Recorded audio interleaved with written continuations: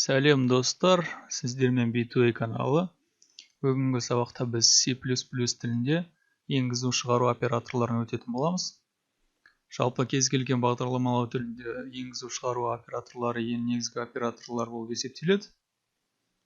Себебі бұл операторларсыз жұмыс жасау почти мүмкін емес. Сонымен кеттік.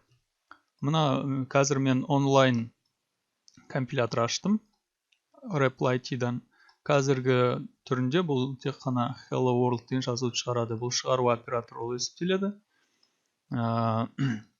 Ең біріншіден бізге IOStream'ді енгізіп алу керек, яғни қолдануға мүмкіндік беру керек бағдарламамызға. Одан кейін мына қарап отырғанымыздай cout операторы, cout, яғни C тілі, out деген ағылшыннан аударғанда шығару деген мағынаны білдіреді.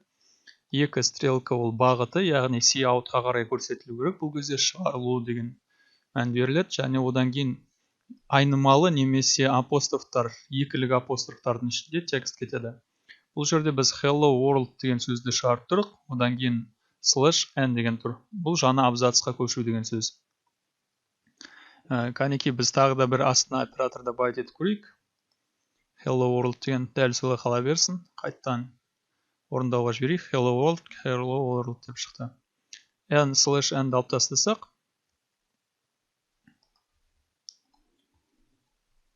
Hello World бір сөйлем сияқты болып бір жолда шығады. Яғни /n-нің атқаратын міндеті осы. Әрі қарай қазір біз енгізу операторын қосатын боламыз.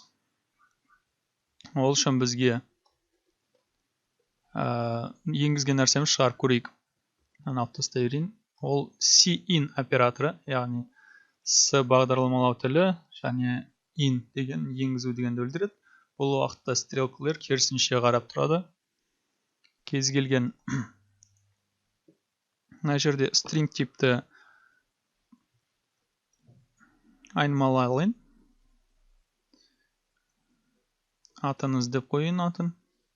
String атыңыз. Яғни бұл жерде атын адам енгізетін болады, сол атын қайттан шығарып беретін боламыз.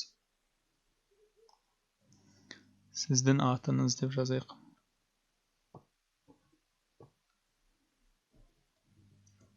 Сіздің атыңыз.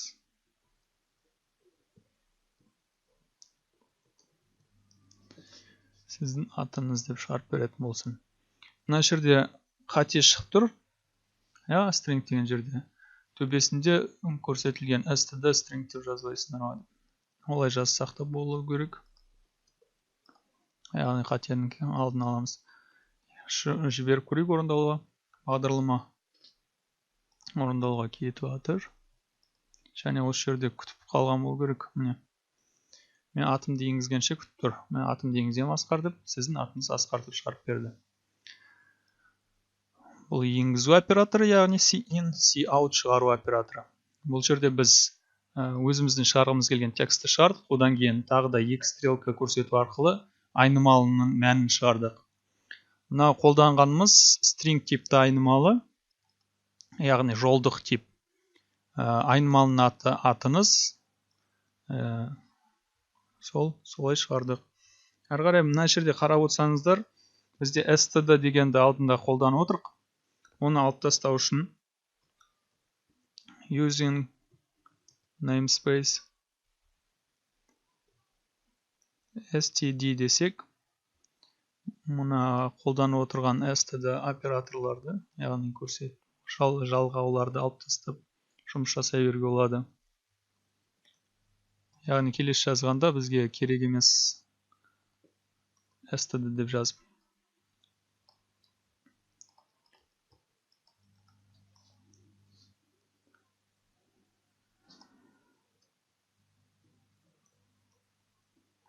Көрдіңіздер ме?